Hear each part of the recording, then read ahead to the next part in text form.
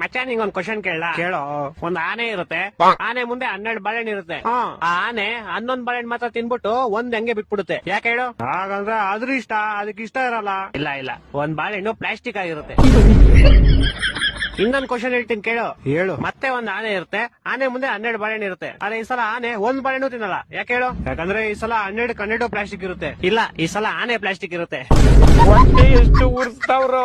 ಇನ್ನೊಂದ್ ಕ್ವಶನ್ ಹೇಳ್ತೀನಿ ಕೇಳು. ಹೇಳು. ಈ ಸಲ ಆನೆನೂ ರಿಯಲ್ ಇರುತ್ತೆ, 12 ಬಾಳೆಹಣ್ಣು ರಿಯಲ್ ಇರುತ್ತೆ. ಆದ್ರೂ ಆನೆ ಒಂದ್ ಬಾಳೆಹಣ್ಣು ತಿನ್ನಲ್ಲ. ಯಾಕೆ ಹೇಳು? ಯಾಕಂದ್ರೆ ಅದಕ್ಕೆ ಇಷ್ಟ ಇರಲ್ಲ. ಇಲ್ಲ ನಾನು ಹೇಳ.